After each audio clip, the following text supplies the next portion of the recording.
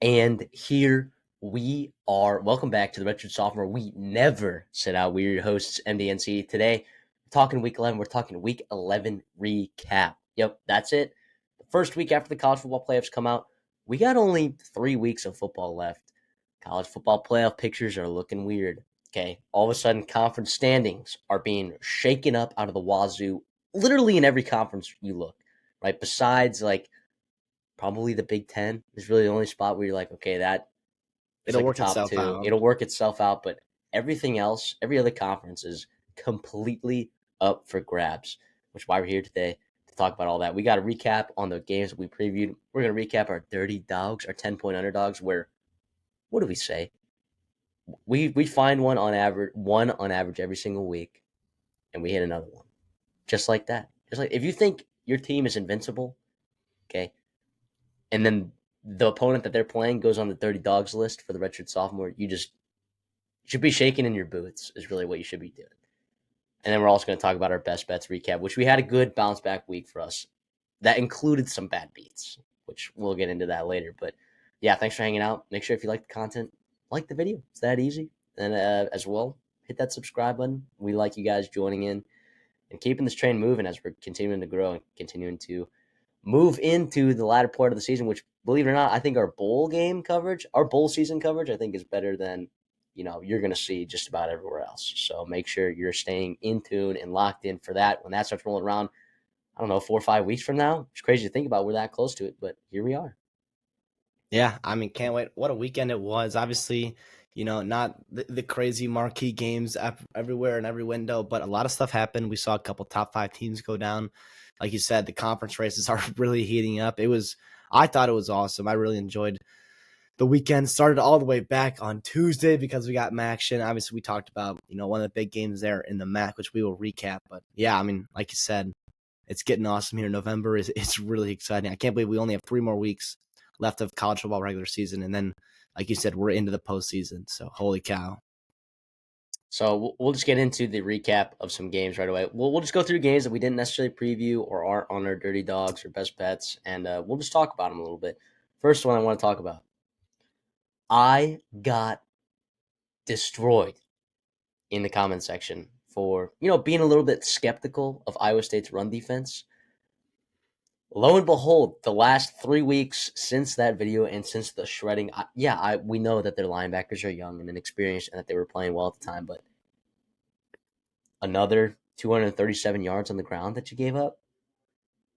Devin Neal, 111 yards. Jalen Daniels, which we haven't seen a lot of his legs this year, 73 yards. High shot, 56 yards on the ground. Kansas comes in, and at, I guess, essentially neutral site because they're renovating their stadiums, kind of gave Iowa State the business. It wasn't until the fourth quarter that Iowa State was like, all right, we're going to make this under a double digit game. I mean, this was like kind of the Kansas football team that I know you definitely believe that we were going to see for the majority of the season, where they were going to be running the ball effectively, that they were going to have explosive plays, that Jalen Daniel was going to look good for the most part, and we just haven't seen that. You had 2 passes for over 60 yards. You had a bunch of success on the ground. Iowa State's defense letting them down big time.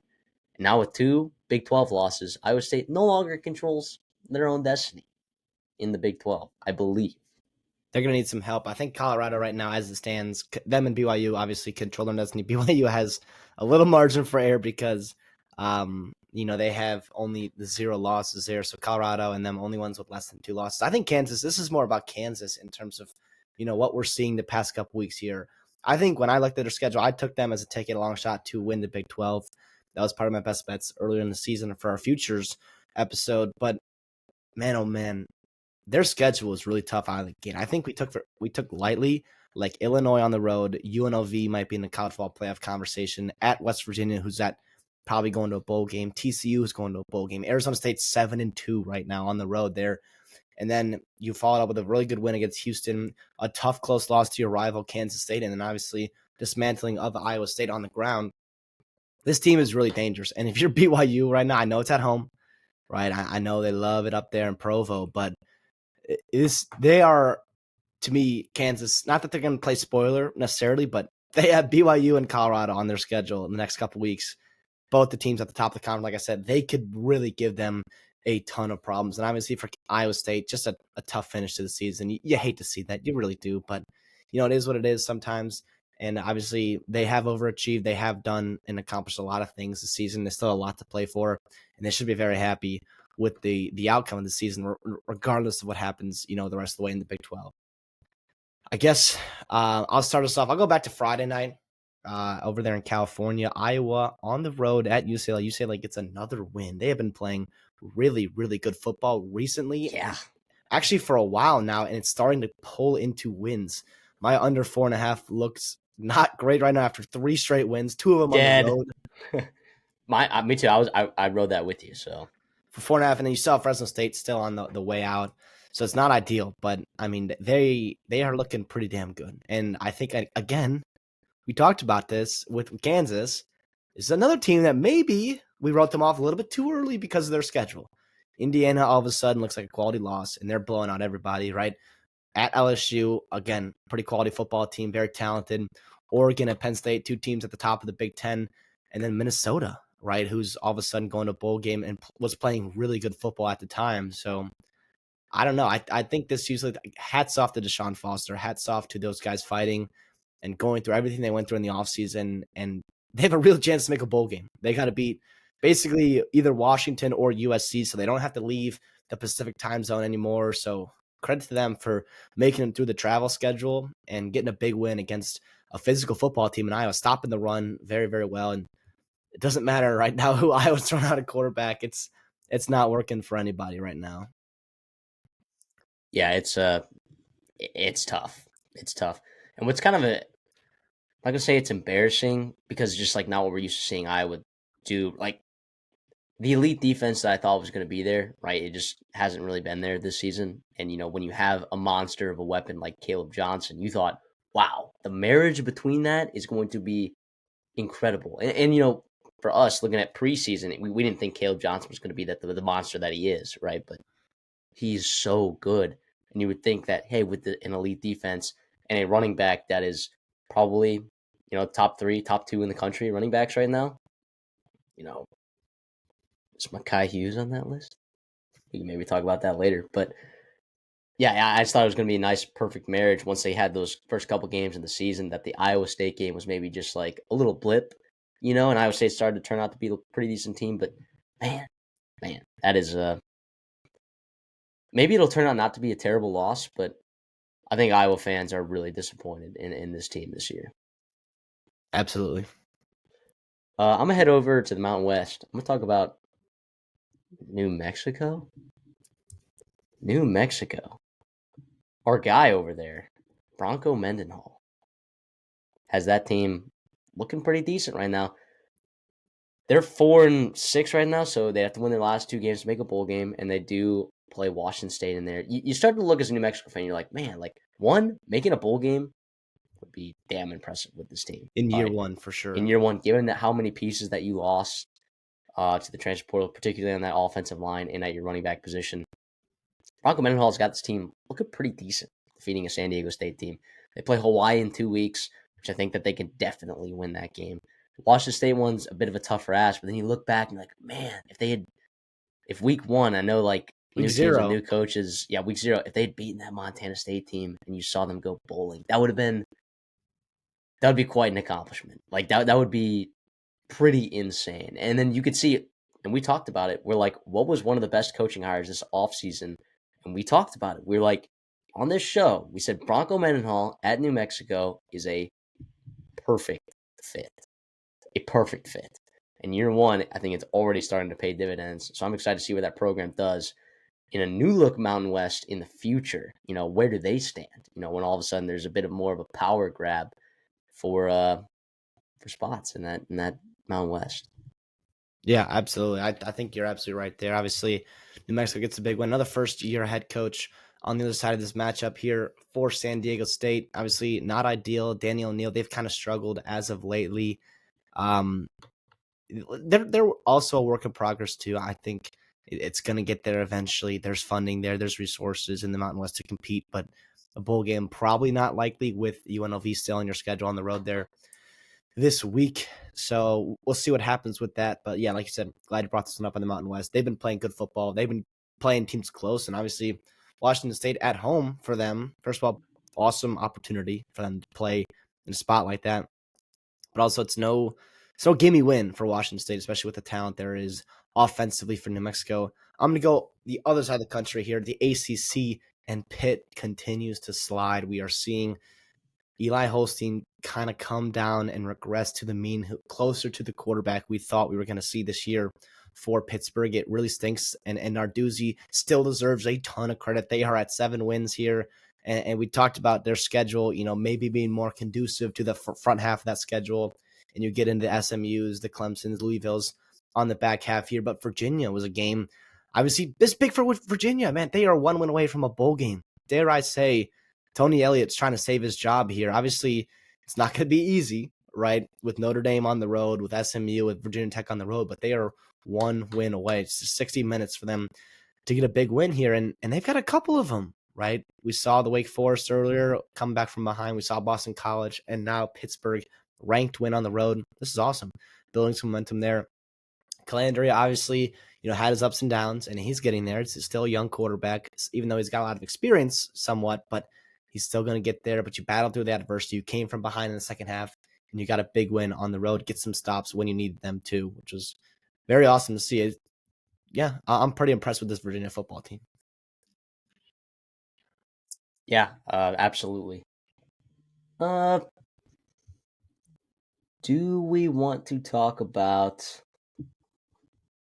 Tulane? I think we have to at this point because they're playing really good football. I know Temple's not very good, but geez. Yeah, Mekhi Hughes is like good for 150 and 2 touchdowns, like literally every single game. I think the most untalked about running back in college football that is putting up monster numbers, and the offense, essentially runs through him. And this Tulane team, I mean, look at their schedule as well. They had 2 tough losses. Oklahoma was playing better football at the beginning of the They're season. healthy too. They were more healthy. They were healthy when they played against them, and that didn't look good. It was also too very young quarterback playing early in the season, a new coaching staff, John Summerall there. It as we're looking at this thing moving forward, like Tulane's got a pretty dang good chance to if some weird stuff happens, like say they go undefeated the rest of the way and Boise State finds a loss somewhere, like the argument between Tulane and Boise State I think is a really good one. Well, and Tulane, by the way, is going to essentially have a chance for another quality win here. Navy, Memphis, right? 2 of the tougher teams in the American, but they also would play Army potentially in that American championship game, which again, this is another ranked football team. Like this would be a statement win for you. And you have to be a conference champ too, by the way. So it's not to get that automatic bid, right? So Boise State could technically back their way in with a loss, potentially, whatever may happen. But to get that automatic bid, they cannot get that bid if they lose in the Mountain West Championship game. It would be a very interesting conversation. Obviously, Boise State controls their own destiny for sure. But yeah, like you said, Tulane, it sucks because not that we're punishing, these G5 teams for scheduling tough out of conference games or like Power 5 teams. But it stinks that they're going to get punished for it. Yeah, it yeah. That's exactly. I guess Oregon or Boise State did schedule Oregon, right? Obviously the number 1 team in the country, and they did play them to the wire, and they looked better than Tulane did against Oklahoma. So you got to give them credit there, but it's just interesting. Yeah, I mean, the other side of that coin, though, is like, Tulane did look good against Kansas State, and, took them down to the wire as well. Obviously not equivalent teams, right? Oregon being a much better football team, but, from a loss perspective, Boise State's loss looks a lot better, but I would argue that Tulane's wins at the end of the season, especially like when they play in that American Conference Championship, likely against Army, that their resume is going to look, the wins are going to look better than I think Boise State's. So I think that's a decent argument, and then obviously Louisiana, I don't think Louisiana's wins are good enough. That would be my question, right? I know the Sun Belt's a little bit under. It's down. It's underperformed to my expectations preseason, to be honest. But then where's Louisiana fall on that rank? Like, are they the third on the totem pole here for G5 teams that would win their conference? To me, it's the Sun Belt seems third in the totem pole. Like I think UNLV deserves a ton of credit. I think Army obviously and Tulane are I think a class ahead of Louisiana, and obviously Tulane has the head-to-head matchup against Louisiana, and Louisiana had a chance to win that football game for sure. Yeah. So it'll be really interesting November. I think a lot of people are talking about and kind of just writing in Boise State, but if something were to go wrong there, it's going to be a really interesting conversation to see how November plays out. Unfortunately, for Louisiana, I don't think. I mean, they just pounded Arkansas State. They pounded them. 55 points over almost 600 yards. I mean, very, very impressive stuff there in the Sun Belt. But yeah. And what happens? We haven't even talked about it. What happens if Army just wins out? I mean, they'd have to be in, right? There's no. Could you justify Boise State being in as an at-large? Maybe that would be the only way I think Boise State gets in, because like Army at that point they'd have a win against Notre Dame, Yeah. right? Who would be out? They'd have win against Navy. Actually, no, they would have already made the decision by then. It'd be Tulane. It'd be Tulane. Yeah, and then just everyone else just basically mopping the floor, But and you're undefeated. I mean, it's crazy to think about, but here we are. That's not crazy at all. Yeah, it's going to be pretty wild. Who do we want to talk about here? I had someone in mind, and now I totally forgot. Well, oh yeah, I guess we'll give South Carolina their creds, right? Beating Vanderbilt. Obviously, Vanderbilt. They're good. Still won away. Vanderbilt's in the bowl game, which is awesome. But I heard something here, and I want to ask you this: South Carolina, do they have a chance to make the playoffs?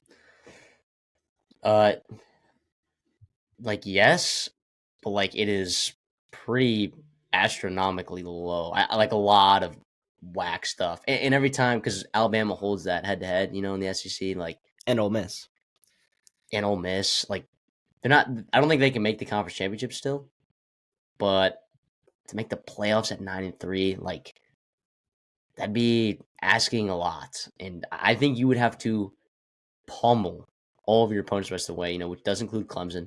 But just like I think that's optimistic. I think New Year's Six Bowl, or I guess New Year's Six Bowl are now like all New the Year's Day, freaking, Yeah, New Year's. I think they could make a really nice bowl if they went out here. I mean, AP ranked them in top 25, right at I believe 23. I think that you could argue that they should be higher than that. They're a good football team, man, and they're going to absolutely beat the snot out of Missouri next week. And then Clemson, like 3 weekends from now. It stinks that Clemson lost because that could be a signature win that they would have needed. Because I think when you point to South Carolina's schedule and their resume, is their best call to fame right now is they're beating the teams they're supposed to beat. Right? Obviously, the A&M win was very impressive, but their best call to fame right now is close losses against LSU and Alabama, games they probably should have won or could have won. I know, dude. And then Ole Miss, kind of getting blown out there, but Ole Miss is looking really good right now. So it is, to me, I think, like you said, a little bit optimistic. I think is the right word you use there, but because they have to climb. No, so many teams, not just right, so many teams ahead of them, but so many teams in their conference too. You got to climb LSU, who's got the head-to-head to you. You'll climb Missouri automatically by beating them, but then Alabama and Georgia and Ole Miss and Tennessee and Texas, like you have to. To me, if the SEC, I don't think it's getting 5, maybe 6 teams, No, and that would be crazy. They should not. They should not. Thank you. They should not. But honestly, great win though, and for Vanderbilt, you're in a bowl game, so I guess you're very, very happy. Obviously, you got LSU and Tennessee down the stretch, which is not ideal, but it's been a heck of a season for you there, and very happy for the Commodores. Lenore Sellers just looks more confident, dude. Like, yeah, as a passer, as obviously a runner, but like I think the development from the offensive line as well throughout the course of the season, just in the last couple of weeks, has been really immense. And there's some young guys on that offensive line. I don't know that they're going to have the same level of defensive talent next year. They have some of those pieces back, but they do lose a lot on that defensive side of the ball. I think when you're looking at next year for South Carolina, it's can Lenore Sellers continue to get better, continue to take that next step, and can we get to the Lenore Sellers that we believe that we were going to get, which I think you've seen pieces of that these last couple weeks. He's a pretty good talent, dude. He's a pretty good talent. And Rocket Sanders also returning to form does not hurt either. Let's go over to uh, I don't know. I guess Duke. Give them their flowers. I guess. I Yeah. mean, like I Seven this is and a team. three. This is a team that I've been pooping on all year for being total frauds, and they continue to win. Now is NC State For a the good record, I football think they team? still are a fraud. Yeah, In they. the bowl game, I'm going to be fading the crap out of them, but you Yeah, still got to give Manny Diaz a ton of credit. yeah, you do. Year one. I mean, and I don't even think it's like an indictment on like Mike Elko either. Like, oh, like anyone can win here. I mean, you can win at Duke. Danny Cutcliffe did it for a number of years. Mike Elko just did it. Manny Diaz seems like he's doing pretty well with it right now. But yeah, I mean, the rest of the way, you got Virginia Tech at home, which again is another winnable game. You Yeah. know, I and then at Wake Forest, another winnable game. Like the thought of a 9-3 Duke team with this roster is wild. It's wild.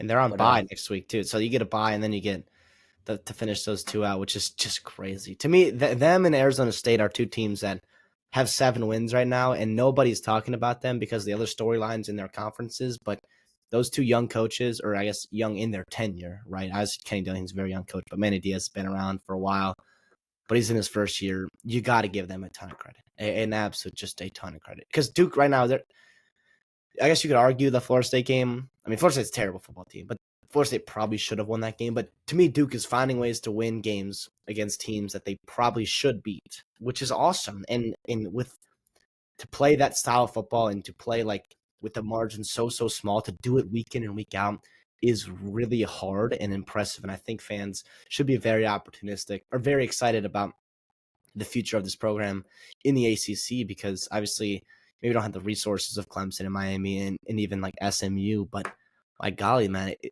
their infrastructure is there to be able to recruit at a high level. We see it in basketball. Obviously, it's not going to be the same scale there, but it's awesome to see. It is awesome to see.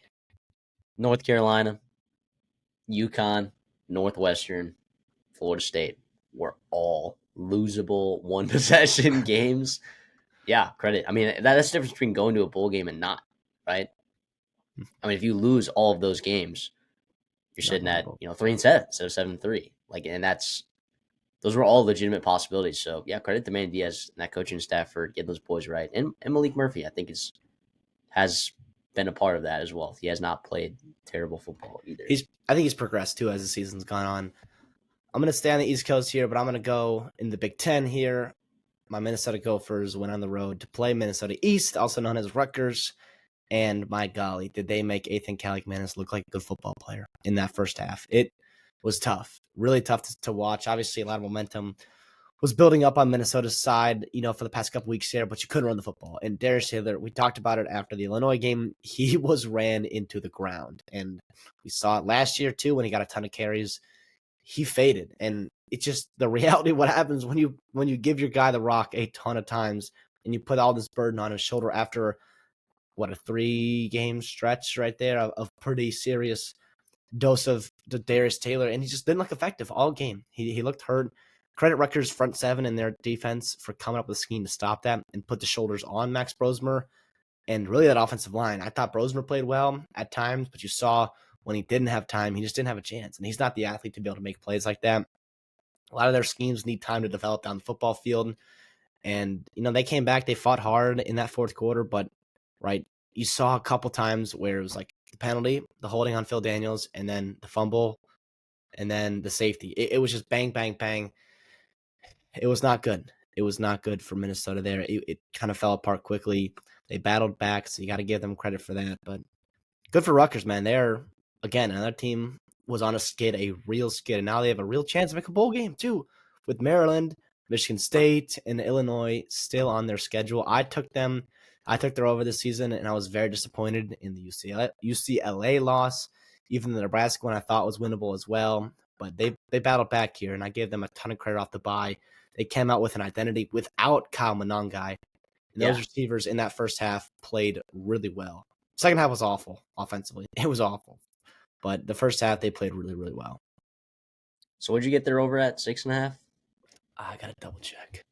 Well, yeah, this is disappointing for Minnesota, as you can attest to. Just like because of how well you were playing, right? And like you still got some tough games left on your schedule as Minnesota.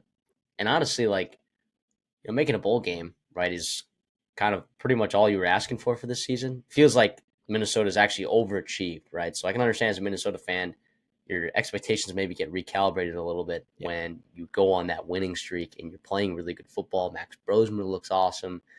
And I know like the window, right, for the Max Brosmer is closing because it was only going to be 1 year, but it does give you some hope and optimism that like you can bring in a quarterback that can make immediate changes and a difference to this team. So I still think there's a lot of positives for this Minnesota program moving forward. And people talk about every year. It feels like, oh, PJ Fleck, is he on the hot seat? What are we talking about here? What are we talking about here? He just bought himself another extension with the Illinois win and going to Yeah, a bowl game. And honestly, if you're Minnesota, like the expectation is go to a bowl game and compete / beat your rivals, and your rivals are Wisconsin and Iowa. And PJ's done that. He has done that. Obviously, didn't beat Iowa this year, but he's got a chance to beat Wisconsin this year. And I think if that happens, I think you're not going to find many Minnesota fans upset with the season and the outcomes. I mean, the over/under was 5.5, and so it opened at 4.5, by the way, which is great value. Whoever got that back in, what was it, May? It was early in the summer there. Credit to you, but yeah, it's just a little bit frustrating, but they get a bye week. They can get healthy, rest up before Penn State, try to play spoiler for them, and then Wisconsin. let me ask you this: how good is Texas? Do we know 9 games into the season? Do we know how good Texas is? I don't, because Wild. How do we not know how good they are? Because like I'm looking at this team and I'm like, man, this schedule, and then with Georgia getting pounded by Ole Miss, you're really thinking to yourself like, how good is this team? I still think we won't know until A&M, and even then, it might be the SEC championship game, and they're going to be a confusing team. I think for the committee, if they do find one more loss, it's going to be like, okay, where are your quality wins? Well, it seems Like like it's not confusing for them right now because they are top 5 in the country with 0 quality wins. I just don't get it. But I think part of it's by default. It's crazy though. But we talked about their schedule being pretty soft outside of Georgia, outside of It, potentially it Michigan, was it was top Oklahoma. heavy, right? We previewed it back in like July, and we talked about their different metrics to like how difficult your schedule was, and for the goals of Texas, right, winning a national championship, Yeah, we put it as a tough schedule because of the top end teams that you were playing. Like we thought Michigan coming off a national championship win and playing Georgia and then playing A&M on the road, right? Relative to your expectations for the season, we talked about it being a difficult schedule. Now, the reality was within like the sum of the entire schedule, yeah, it's pretty soft most of the way aside from those teams. And even Michigan now does not look like a very quality win at all. And then Georgia ended up losing that game, and then Texas A&M. We'll see. I mean, if they have an identity and heading into that game, and that team still is answering questions of their own as the season goes on. yeah. I mean, yeah, to me, it's that defense. I still don't know how good it is. I know they looked good against Georgia, but a lot of teams looked good against Carson Beck in that running game. To me, like you've played Michigan, who's been a revolving door quarterback. You played Mississippi State, who you were playing their backup quarterback. Even though I love Van Buren, but you were playing their backup. Oklahoma, you were playing their backup. Georgia, you were playing a struggling quarterback. Florida, you were playing the third string quarterback. To me, I am kind of circling this Arkansas game because Arkansas had another team pretty top heavy and a lot of games at home that were big for them. And I know they struggled um, with LSU, I think, a couple weeks ago. But man, oh man, it could get interesting here because, like you said, I don't think we know exactly how good Texas is. I mean, Florida ran for 200 yards on Texas. You know, With like zero threat of the pass. none, 0. How good are they, man? I don't know. We'll see. Like you said, that matchup in College Station for sure is going to be circled on there. Let's review our dirty dogs. All right, let's move on. We had 4 of them. All right, and the rules of this, we'll explain it again if you haven't been here before. The dirty dogs are 10-point underdogs or more, right? Because people talk about, oh, upset alert, you know, Oklahoma or Missouri's on upset alert because they're favored. Oklahoma's on upset alert because they're favored by 3 or whatever. Like, no, it's not to us, right? We look at the dirtiest of the dogs. They got to be 10-point underdogs or more. CD went 0-2 this week. I found one in Georgia Tech plus 380, handing Miami their first loss of the season. Yeah, right here on this show. So, I mean, as the season's gone along, we're what, 11-33, which sounds like a terrible record, but for 10-point underdogs, 10-point underdogs, we're hitting 25%. If you were to track our units and just like bet these blindly, you'd be up like 9.8 units on the season. Betting money line 10-point underdogs. That's nuclear. That's absurd. So your 30 dogs, Mississippi State plus 1,200, which I thought early in the game looked pretty good. And then Washington plus 425. In my head, when you picked that, I didn't calibrate for the whiteout game. That definitely has an impact. I almost didn't realize because it was on Peacock. I mean, what are the Big Ten doing there? I mean, Peacock, Washington. This should have been a week ago against Ohio State, and I'll continue to stand by that. But a ton of credit to James Franklin and Drew Alar, and they got the running game going a good bit. 266 yards. Corey Smith. How about the young kid, guy we talked about over the summer, looking pretty good as well. 78-yard rush there.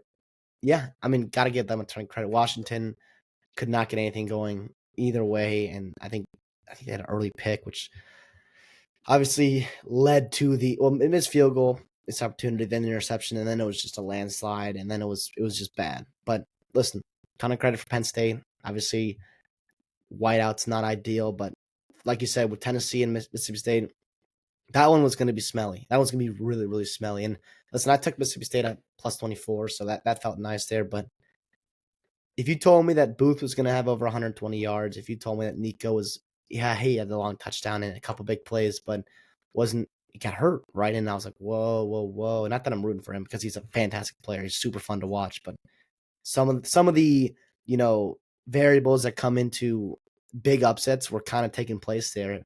But Dylan Sampson's unbelievable. And they just figured, oh, we can run the ball for 5 yards of carry and just ice out this game. And they did, and give their defense a ton of credit. Yeah, my other dirty dog besides Georgia Tech was Utah State plus 850 in Pullman. Yeah, they got smacked. All right, so I won't take any credit for that. That was kind of a bad miss, but really, I don't know how many 10-point underdogs actually won straight up this week. I mean, I guess you're looking at Kansas was probably a 10-point underdog. No, that Were they? game was tight. I think it was like 3.5, maybe. It was really low. Okay. Yeah, I don't know that. I'd have to look at that, but Maybe finding one. Virginia over Pitt. That was 7.5. No, I don't know. We might have found one of the only. Might have found one of the only dirty dogs to come out of one this week, but either way, whether there was one or many, we found one, which is good. But let's go over to the counter then now.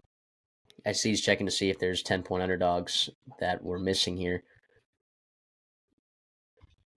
Both went 3-2 on the week. Both went up. So as a show, we are currently over 2 units.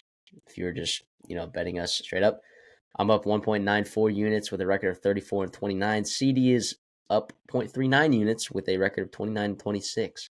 My winners on the week were Colorado minus 3.5, Washington State, Utah State over 69, and then Georgia Tech plus 5.5 first half. I said it on the show that if Haynes King is announced a starter, that we're going to be posting on Twitter. So if you're not following us on Twitter, follow us at the Redshirt Sophomore. And so I posted that one. That one cashed flying colors. In fact, if you took a money line at plus 380, it would have totally cashed. So my losses, bad beat Central here. I should have gone 7-0. All right, Oklahoma plus 2.5. Really? Do I even need to say? I mean, the sequence of it. Yeah, sure. You had the defensive touchdown. That was pretty nice. Okay. Then with 2 minutes to go, you're like, oh, is Drew Pine really going to drive down the field with 2 minutes to go and win this thing or tie it up, send it to overtime? You're like, oh, well, he did that. All right, okay, well, now Oklahoma's in overtime. We'll just wait for Drew Pine to mess up. No, it didn't get to overtime because bit of a defensive touchdown situation happening over there. So that was a pretty bad beat. And that line finished at -3. So getting it +2.5 felt really nice. It felt really good. And once you get to overtime, all of a sudden 2.5 is a really good number to have, instead of 3.5. So Wake Forest +7.5 was my other loss. Come on, Cal. Why are we punching that in? Why are we punching Go that in? down. Go down. Go down. They have no timeouts. They have no timeouts. You are only giving them a chance to win. You see it time and time again. Well, one, the And interception. A team Sorry. that's found ways to lose so Yes. many weeks. I'm like, how do you not just go down there? Mendoza went down. Right? He could have easily scored a touchdown When I saw earlier. that, I was going crazy, bro. I was like, yes, Mendoza yes. Mendoza goes down, but then Jaden Thomas is like, nah, I'm not smart, so I'm gonna walk this one in. So that sucked. That hurt a lot. So I started the week 0-1 because of that, but then came back for 3-2. Your winners were NIU -1.5, flying colors. Oklahoma, Missouri. While I was not the beneficiary of that fourth quarter craziness, you were in taking the over 42.5 right there. And then you also took Mississippi State +24, which was nice.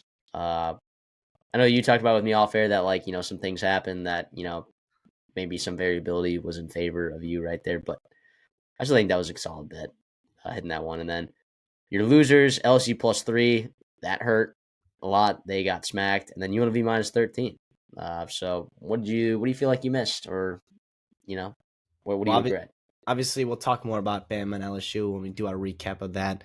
But the running game of Alabama, holy cow! And then they just took the crowd right out of it, which did a lot. And I think you saw that on air as well. And then UNLV, Hawaii made some big plays, and that game ended up getting pretty close down the stretch. So it was credit Hawaii for fighting in there. I was expecting UNLV to come out and really make a statement. Obviously, they're just kind of a keep winning, and then beat Boise State, and then we'll see what happens with the playoffs. So they just kind of got to get healthy. But also, I don't know if Colorado State technically controls their own destiny because they don't play Boise State or UNLV. So they're 4-0 in conference. So they could obviously make things really, really interesting.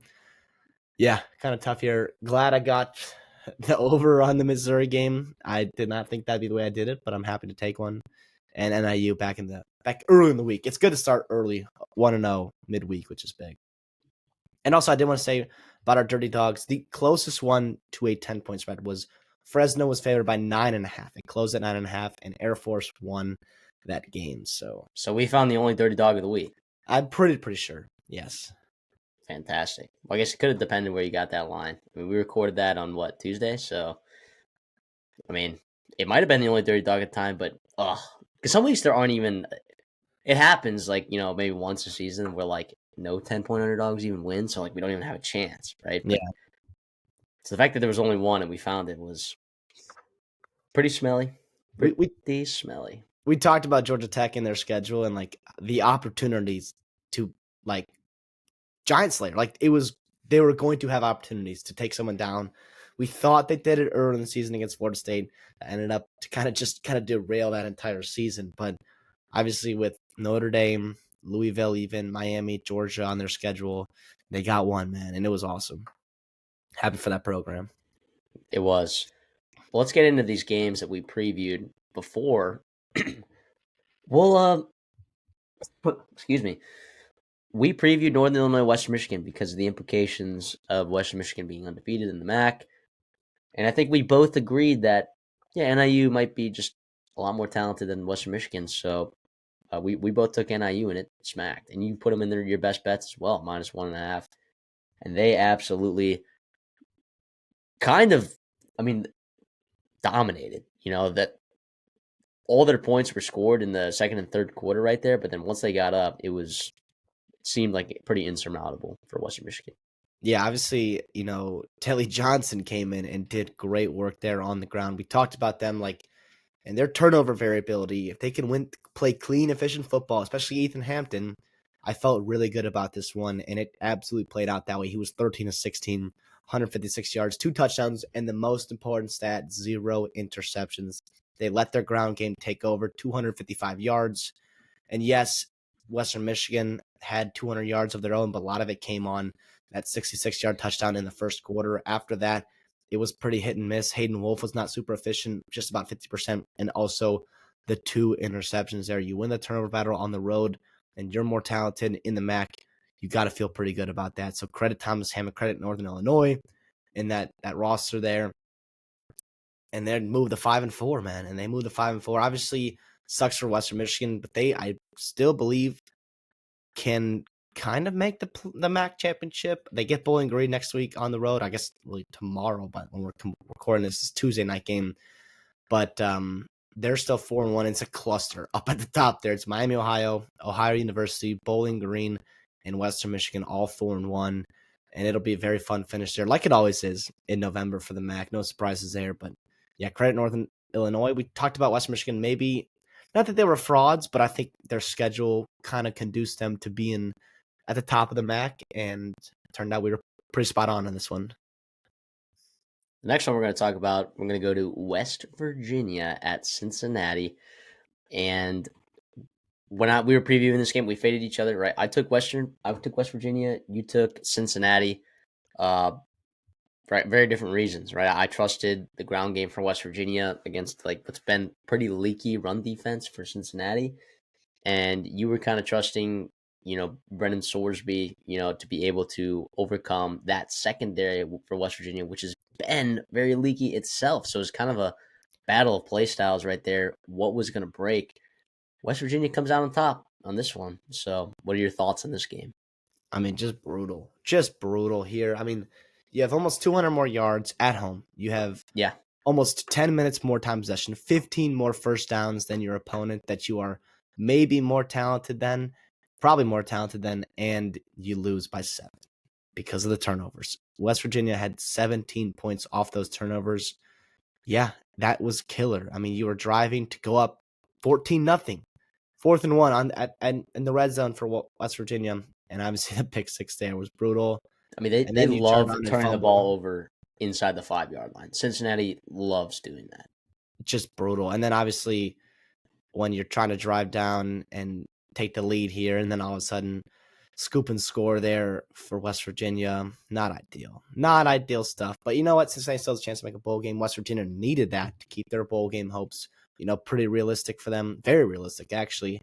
We talked about Nico Marchioli, playing pretty good football, and he did it. He let that ground game go, but it was really just your defense making big time plays. And sometimes that's just the Big 12, and that's pretty awesome. Yeah, I mean, West Virginia only had 10 first downs in this football game, and they scored 31 points. So, yeah, I'm going to probably say that this is probably a right side for you. I think if we were to look at this game again, I would probably be on Cincinnati's side. All right, so I was maybe the beneficiary of a little bit of variance there in terms of my picks, which on the year I've done quite well with, but maybe that's just variance, But yeah, West Virginia,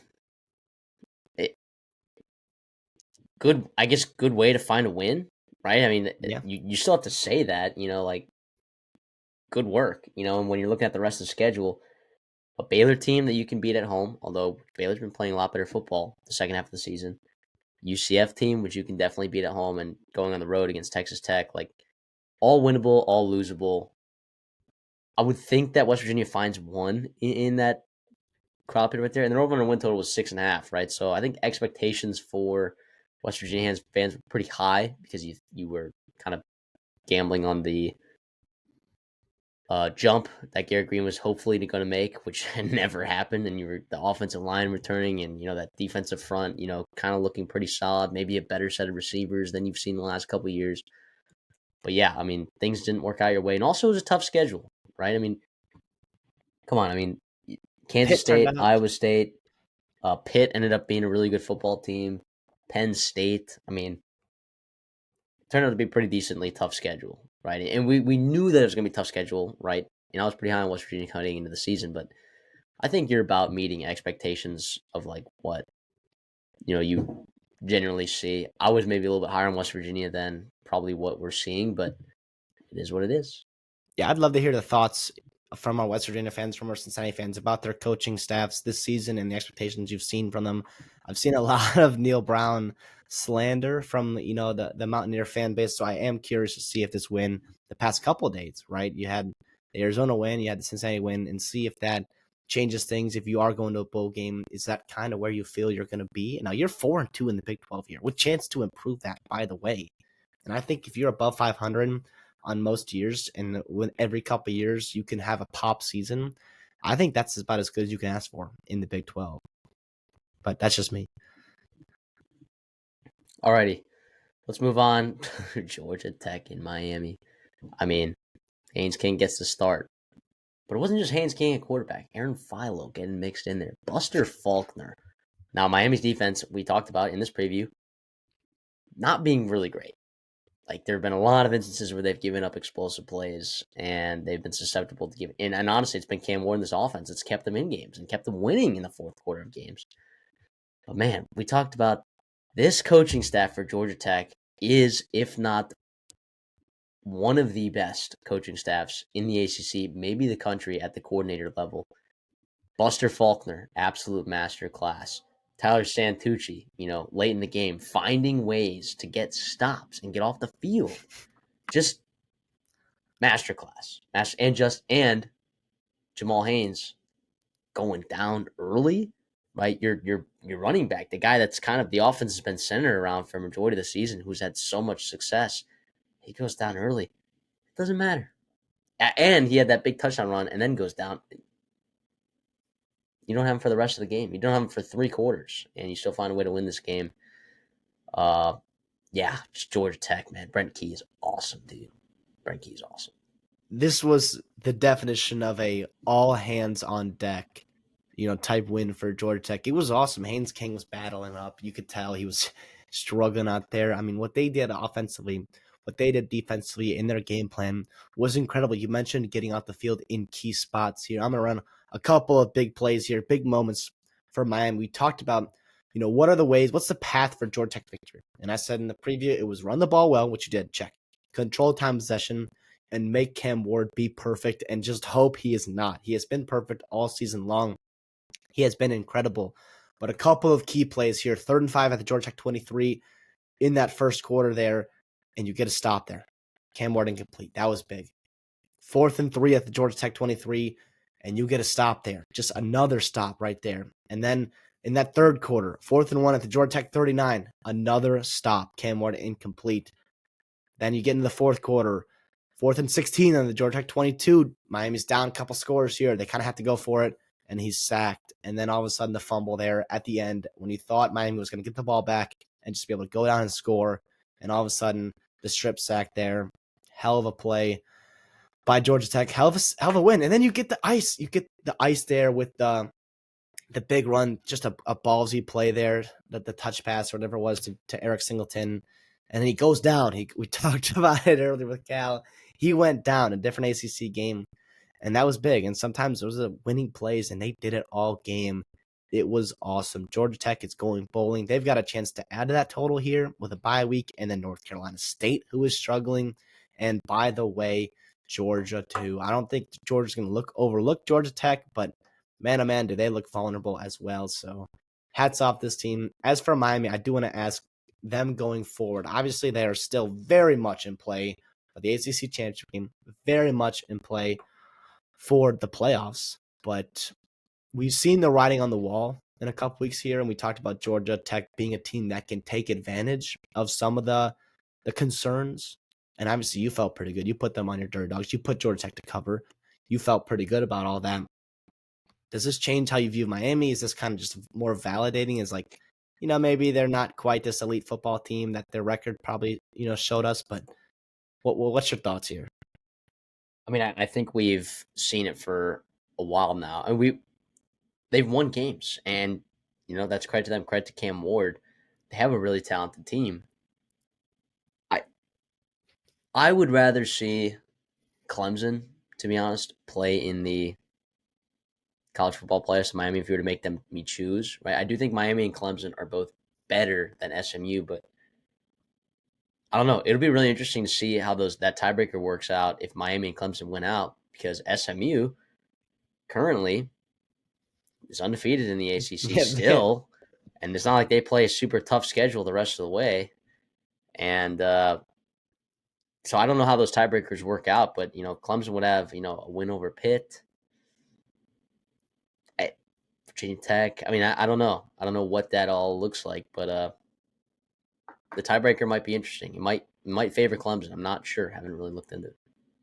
it's kind of. Well, I think Miami right now controls their destiny because the common opponent that they have is Louisville, and Miami beat Mm, Louisville. Clemson lost to Louisville. So that's Miami controls their own destiny, and so does SMU. So I think you're gonna have to see Wake Forest or Syracuse upset Miami, but obviously there's blood. There's blood in the water right now for Miami. I do think this bye week was much needed. Hopefully you can get more healthy. Hopefully you can get back to playing good football. Start fast. How about that? What a novel concept for this Miami football team and not go down early. Give yourself a good spot in the second half. Yeah, it's absolutely kind of crazy. And for the ACC here, how about SMU coming in from the American? And obviously, I know their schedule has been pretty light. We talked about that. They got a huge favor in they beat Louisville. but they beat Louisville, they beat Pitt, Duke. All of a sudden, 7 wins. Florida State was supposed to be a tough game, and they've obviously done it. Their only loss right now is the BYU football team that's still undefeated somehow, which is, Yeah, I guess, again, credit to them as well. But how about the American? Let's talk about the American, the former American teams, right? Or how about past and present here with Tulane and Army putting in work? Obviously, SMU putting in work in the ACC. You've got Cincinnati and Houston doing some frisky things as well in there in the Big 12. It's pretty fun to watch, and happy for some of the conference realignment, some of the teams having early success in their new conferences. It's fun to see. yeah, that's always nice to see. Maybe I'm overlooking SMU because I just know for a fact that Miami and Clemson are more talented than they are. And I guess Clemson didn't look all that great this past weekend either, so it took them 4 quarters to kind of figure that out. But I don't know. Is this an indictment? Like, obviously, it's hard to calibrate right for playing within conference. You really got to look at your best data points, right? Are like looking outside of the conference and how did your conference do outside of its own conference? And the ACC did what I believe is pretty decently. I have to look back and check, but it just feels like there's a lot of, and I guess this is a lot of across different conferences. I'm just not wowed, right, by really any team in the ACC. I'm not really wowed by any team in the Big 12. In fact, I'm not really wowed by any team in the SEC this year. When I mean wowed, I mean like national championship contenders, right? So I think this game kind of, I mean, obviously there's teams that are talented enough to win the whole dang thing, like once they get in, but it's playing at a consistent level, for because now that you're a 12-team playoff, you got to do it for 3 games, Yeah. potentially, depending where you sit, 4 games potentially where you 4 games, right? I don't know, whatever. But yeah, so it's Miami team definitely showed its vulnerabilities here. Speaking of team, national championship contending teams showing vulnerabilities, how about Georgia getting walked by Ole Miss, and majority of the game playing with a backup quarterback who's what is Austin Simmons? Is he Well, 17 years old, 18 years not old? not the majority of the game. He was in there for that one drive, and he was awesome. He was He was freaking awesome. amazing. He was unbelievable. And I just was like, "Why are you taking him out? Jackson Dart looks hurt." But no, it's a big win for Ole Miss in this program. The rain was obviously the weather wasn't great, but the crowd was awesome. The stakes were huge. We talked about who needed this more, and it was Lane Kiffin and Ole Miss because of the investment in this season and how much it meant. And they really went all in and how they thought this was a season where they can do some serious stuff. And this game puts you one more a big giant step closer to those, realizations, those goals that you've been looking for. Yeah, I mean, I don't know what's wrong with Georgia right now. I mean, you can't run the football offensively. Carson Beck does not look great back there. Your offensive line, I know it's been banged up, is struggling as well. It's not ideal. It's not ideal, and your defense can only carry you so many times in these football games. And if you get down in these games, it's hard to come back. And I know the weather maybe has something to do with it too, but I think part of it's just like Ole Miss was just significantly better. This wasn't like Alabama had some turnovers and then you once you settled in, you kind of came back and stormed back and almost won that game. No, it was Ole Miss, outside of the one fumble in the short field that Georgia had to score on. It was a domination. I at very, very few parts, very quickly, it was pretty evident that, like, oh yeah, Georgia didn't feel great about their chances, which is shocking. Shocking. Yeah, Carson Beck, dude. It it really is a bummer that Ole Miss lost to Kentucky because of all the teams like playing football in the SEC right now, like I'm really liking what Ole Miss is doing right now. I'm really liking what they're doing. They rush the passer effectively. They should have won LSU and they should have beaten Kentucky. Like they are a couple plays away from being undefeated. And those two losses hurt because, of course, they don't control their own destiny, but things do look better after that win against Georgia. You have that tiebreaker. One of A&M or Texas is going to lose and drop the two losses. And then you also, Tennessee still has to play Georgia, right? I mean, so things are looking really interesting in the SEC, and Ole Miss is definitely not out of it. And I don't know where they sit in these tiebreakers because I've lost track, to be honest, because there could be like five teams. There could be five teams that are 10-2, and it's like, sorry, don't ask me to go and sort through all of that stuff. But yeah, Ole Miss is not out, and also too, like if they win out and say they don't make the SEC championship, does that also like are they still in after that? Like does the Kentucky loss look that bad? I'm inclined to say potentially, right? Potentially, but when I'm looking around other conferences as well, I'm not seeing a whole lot of one-loss undefeated teams either in those conferences. Where Ole Miss's wins might be just a little bit better, might just be a little bit better. Yeah, the SEC, 8 teams have either one or two losses in conference. And depending on the Georgia-Tennessee outcome, you could have, you know, 6 teams with two losses, 2 teams with one loss, and those 2 teams are going to play each other, like A&M and Texas, like you said. Yeah, to me, I go back to that Kentucky game, the Death Valley game with LSU. Like you said, you talked about teams that you don't feel great about in the SEC, you don't feel great about in the ACC, in the Big 12, or earlier in our other video, or earlier in the video. Ole Miss is a team right now that's playing really good football. And I think part of it too is there's a lot of transfers on this team. And I think they're kind of getting there. You're getting more and more in sync. The offensive line is looking better and better as the season goes on. And this was without Trey Harris too, who I think is probably their best player offensively. I think he's unbelievable. And so the emergence of Caden Lee, Jordan Watkins continue to play better and better. And this is without, Caden Prescorn playing a big, big role. So to me, this team is very, very dangerous. You're starting to see the expectations, them live up to the expectations of what it's been, what we thought it was going to be earlier in the season. I thought Lane Kiffin played a really good football game, right? In terms of you've seen sometimes where he's just uber aggressive in these games here, and they had times and they played true to their identity, but I thought he played very good. And we've talked about him being a guy that hasn't quite won the big one yet, but this was a big one. And I know Georgia's not this elite football team and this crazy dominant team, but this was huge for Kiffin and this Ole Miss roster, this Ole Miss program. I got to give them a ton of credit. Michigan traveled to Indiana and I guess made it a one possession game. But like, did you ever really feel like Indiana was going to lose control of that game? No. And part of that was my trust in Indiana, which is crazy, and Curtis Yeah, Rourke and that staff. But part of it too was just Michigan. There's a certain threshold. If you're up 2 touchdowns on them, like we saw that same thing with the Illinois game a couple weeks ago, I guess a month ago by now.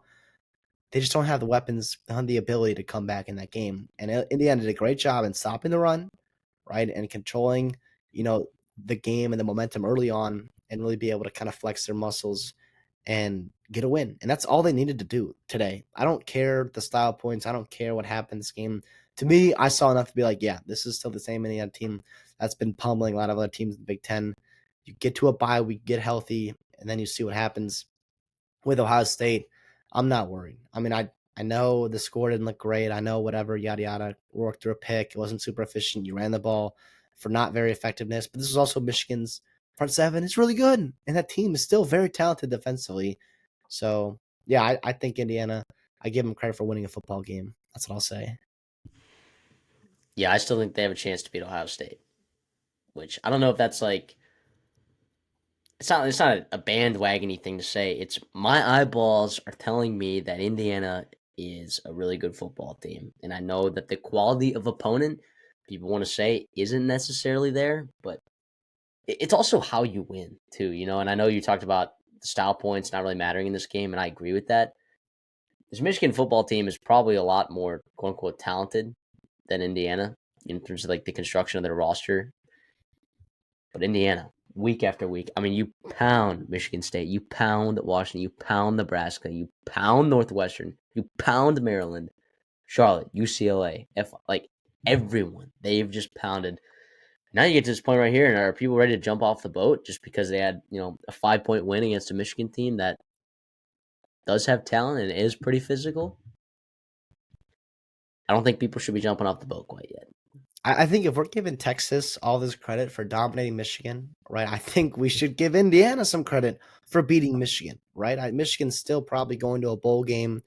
They've had a really tough schedule, by the way, too. They lost a couple games on the road, Washington, Illinois, and Indiana. And other than that, Oregon and Texas are their other losses. So I don't know. I still feel pretty good here. The only concerning thing is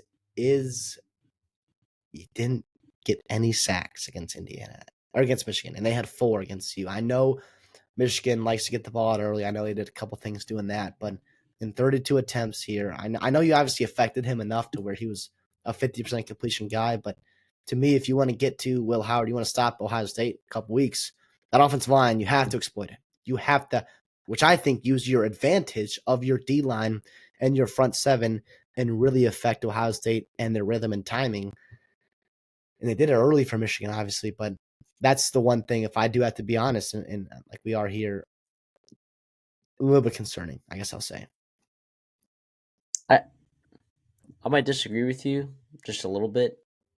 I do agree with you that they have to get pressure on Ohio State, but I think, from their players, 25 total pressures, still pretty solid. Now, some of those are same player getting them on the same play, right? But Yeah. 25 total pressures in a game where Davis Warren dropped back, what, like 34 times, 35 times? Uh, I think that's pretty good. Yeah. But I know getting home, right? You have to get yes. home in order to beat Ohio State. And Will Howard is a lot more mobile than Davis Warren. I mean, we saw Oh, Lenore absolutely. Sellers. He got pressured a bunch against A&M. We've seen Rowe get pressured a bunch. And like these quarterbacks here are so athletic, so hard to bring down. Is those extending plays? That's where you can really get caught. And I know they've been good all season. And then just if I want to be nitpicky in Indiana, that's what I'll say. But I like you said, yeah, the pressure rates very high and that translates to throughout the season. But in terms of like getting home, that's also I think a little bit you know different, I guess. Colorado walks into Lubbock, goes down early, but says, nope, we're actually going to control our own destiny with that Iowa State loss. And they get a win out there in Texas Tech. They covered the 3.5, which we both were on for our picks. It was on my best bets. Colorado looks pretty good. I think I'm ready. We've been talking about it the last couple of weeks. I mean, that Colorado is playing really better football. They, in certain situations, have been willing to run the football. Their defense is a little bit more physical than it has been in years past. I know Taj Brooks had like 130 yards, but he's had 100 plus yards in every single game this season. So that's not like some anomaly, right? Now, when you play against much more talented teams, it could be a question. Like Colorado ends up, winning the Big 12, making the college football playoffs. Would I question their ability to compete with those teams? Absolutely. But for where they stand right now and the talent that they're playing against, I I I like Colorado to make the Big 12 championship. I don't know about winning it, but I really like where they're at right now. Absolutely. I think regardless of what even happens, this is an incredible accomplishment for Deion Sanders. I don't know if we're ready to have the conversation of him, maybe being a damn good coach or at least, sticking to his plan and executing to pretty damn well here. Obviously, the running game took a step back from what it was just last game against Cincinnati, but you still not committed to it, but you still did enough to keep you honest. Shador, I thought, used his legs pretty well, which is fun to see. Hunter Wester, Shepard, those guys are really good, man. Really, really good. And obviously you need Horn back, but damn, man, it's a fun team right now. I thought Texas Tech came out with a great game plan early on. They moved the football well.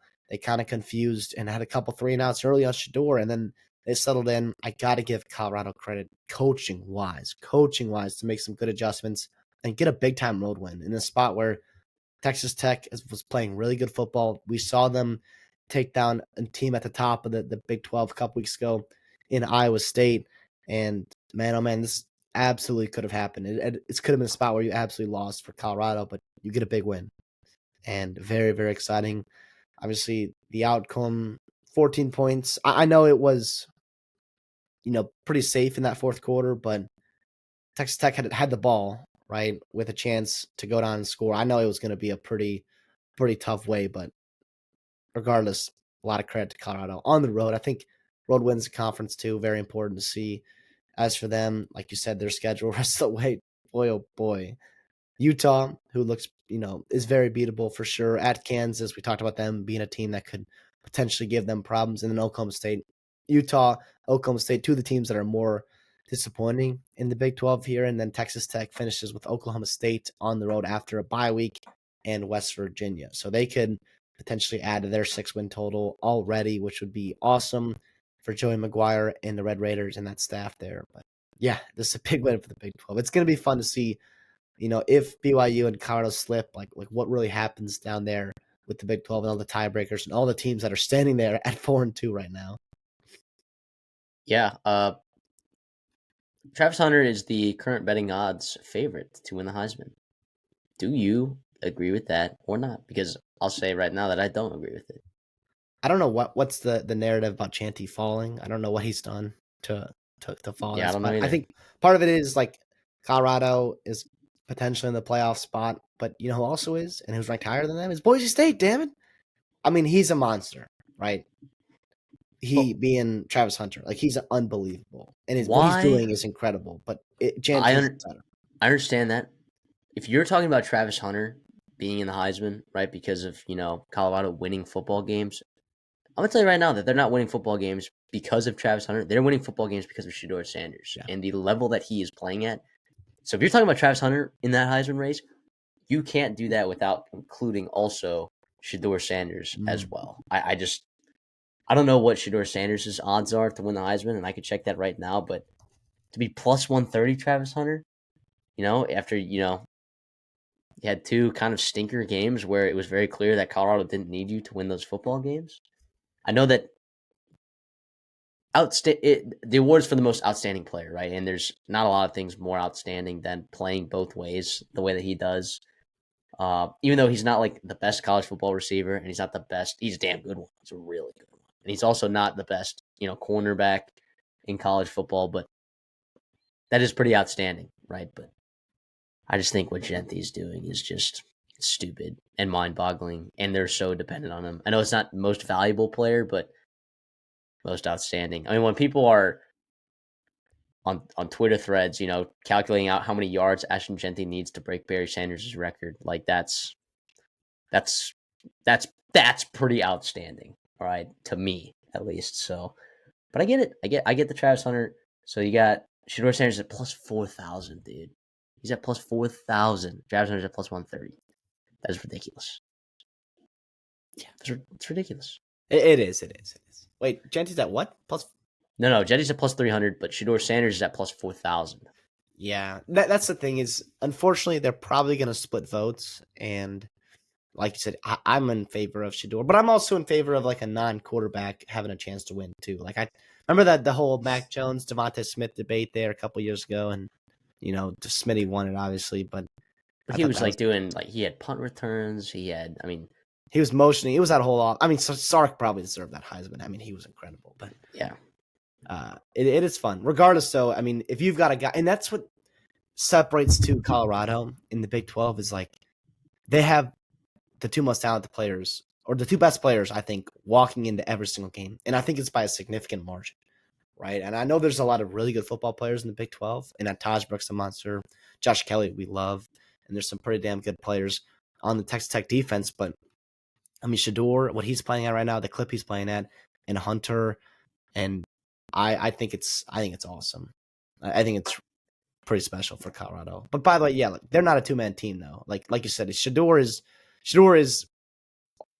a lot rides on him, right? Offensively, a lot does. 43 passing attempts, like it does. And if he doesn't play at an elite level, they have a hard chance of winning. To me, which is to me also speaks to Heisman and all that stuff, which is crazy. But we also know Heisman voters and the odds makers. I mean, it's kind of ridiculous. Who knows, right? Let's get over to Alabama at LSU.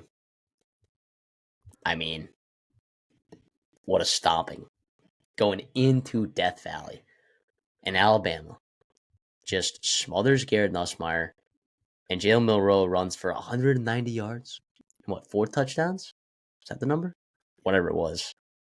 Yeah, so I mean, I've criticized, Alabama's rushing attack, relying too heavily on Jalen Milroe. But what I will say is that when A&M won that second half, using Marcel Reed's legs was a big part of it. So I think it's possible that maybe Alabama saw that game and decided, yeah, we're going to use Jalen Milroe as an absolute battering ram and get this win in Death Valley and kill them, dude. This was an unbelievable win for Alabama and Kalen DeBoer, a guy that had a lot of restless Alabama fans potentially criticizing him. And Alabama's schedule the rest of the way is very conducive to sliding in the college football playoffs, even if they don't make the SEC championship. I think that's best case scenario if you're Alabama. I mean, yes, a first round bye would be really nice, but you'd have to play a probably really, really talented team in December. And with your depth issues, maybe on the defensive offensive line, and also your quarterback, we've seen him be maybe banged up this season. It would be nice to have that week off. Also, recruiting too. It's a big spot for recruiting. That week right there is huge. So I think that's also another thing that's maybe conducive for them not making the SEC championship game. I do want to say this too. Alabama fans do not deserve Kalen DeBoer. They do not deserve to have a great coach like that. I mean, what slander he's gotten recently, and I get it, and some of it's justified, but the fact that people were already ready to sell on him, and then all of a sudden they're back all over on the train because they beat LSU, who even knows how good this LSU team is, by the way. They've got blowout losses to A&M and Alabama, and then also USC, who by the way is not looking good right now. So I don't know. It's really interesting, but I do want to give Alabama a ton of credit. That staff and Milroe and that offensive line, those first 2 drives, surgical. Nick Sheridan, DeBoer were unbelievable. The play designs, the timing, like they had LSU really, really questioning. And by then it was 14-3, and you took the crowd out of the game. That was so big. You were able to really kind of lean on them. And then all of a sudden you go up multiple touchdowns. And then we've seen where Nussmeier, when a lot gets put on him, and when they go down in games, like stuff snowballs. And we saw the second half, we saw a couple turnovers there, 2 interceptions, turnover on downs. Obviously the game was maybe out of reach by then, but yeah, credit to Alabama. I still do think that there are concerns running the football without outside of Milroe. I mean, Miller was really good in the pass game, but he averaged 2.9 yards per carry. Justice Hayne also averaged 2.9 yards per carry.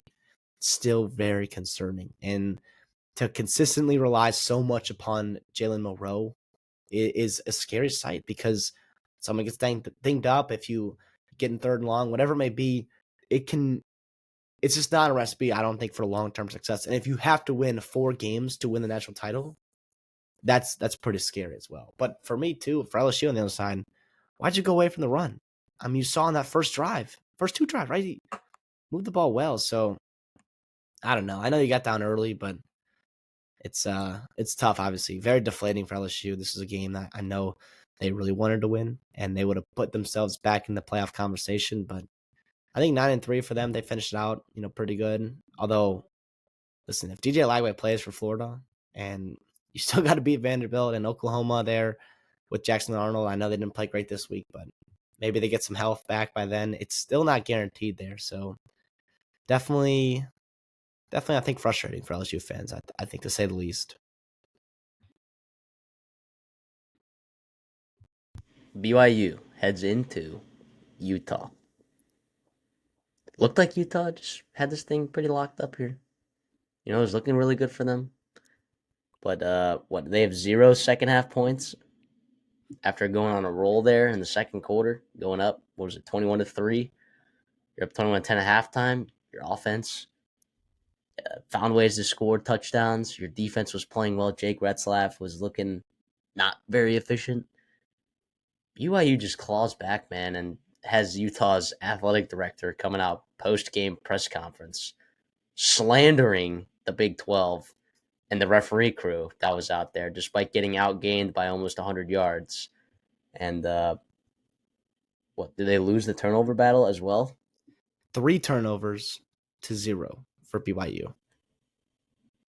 Yeah, so you lose the turnover battle, you get outgained by like 100 yards, and you're complaining about referees, losing this game as an athletic director? Had way too many opportunities in that second half, in that fourth quarter, to put it away. And even after that, I know the holdings killed you, right? The offensive holding, the defensive holding, that didn't help, obviously. But you had chances to win that football game, chances to put it away in that second half. I mean, it was tough. I mean, you couldn't get Micah Bernard going outside of that second quarter. You couldn't get Brendan Rose going outside of that second quarter. I know you were winning field position battle towards the end of the game, but you couldn't just one more first down, one more, put you in field goal range, whatever it may be. BYU looked dead in the water, man. And they had the 95-yard touchdown drive, and then they had, the big, obviously, last play or last drive, 2-minute drive to go down and kick a field goal. It was awesome. I'm glad this game turned out like this. We talked about it being a potential close game. We really, really wanted to preview this game because of how much it means to these fan bases. I know in the broader scales of the Big 12, it doesn't mean a ton, but to me, this is big time here for the Big 12. It was fun to see these fan bases really jaw at each other in our comment sections, jaw at each other at the stadium and on the field. It was very fun. This is what college football is about, a 4-5 team, a 4-4 team, right? Trying to spoil the rival season. It was awesome. Yeah, it was a great game. But I also mentioned this too, from a referee's perspective. BYU also had 10 penalties. Yeah. Like, I don't know. I know that there were some key calls and some key situations, but they also had 10 penalties. You lose the turnover battle. You get outgained. You stall out on offense. You can lose a game like that at home. It's a bummer because, Utah up until this year had been really good at right cycles, man. Really good. And you just drop another one to a rival. That was tough, man. Although I did take BYU to win, Utah to cover. So I did kind of take that middle. So it feels nice to be right about that. Utah covering plus 4.5 and BYU still winning outright. But yeah, I mean, it's pretty crazy. But I guess like to recap, our picks, I guess, on the year, I'm 55-34 straight up winners. You're 51-38 straight up winners. ATS, I'm 50-39, which is pretty solid, and you're 40-49. So overall, if you combine our spreads, we're over 500. So I think we're looking pretty good there as a show, and we'll continue to move forward. We can't wait to preview next week's games. But guys, that's going to be it. Thank you for tuning in to our Week 11 recap. We appreciate y'all so much. Again, if you like the content, like the video. It's that easy. Make sure you're subscribed as well for more coverage these next couple of weeks of college football as the season's coming to a close. And also bowl season. Again, that's probably some of our best work that we do all season long. So if you love bowl season just like we do, make sure you hit that subscribe button. You're sticking around for that. So we'll preview every single bowl game when that comes. And I know you're like, how are these guys already getting ahead, thinking about bowl season? Look, we're not. We're staying present. I'm just telling you right now, if you're thinking about it, if you're already excited for December, might be something to start thinking about and investing by just hitting that little subscribe button right there. So thank you all so much. CD, anything for you on the way out? Yeah, just to echo that. We also do like to, get a little bit more connected with our subscribers during bowl season. And so keep an eye out for that. So that's why we're pushing out, just so you have that on your mind. But we know November's long. We know there's a lot of football left to play. Oh, yeah. And we'll be here covering all of that for you. We'll see y'all in the next one.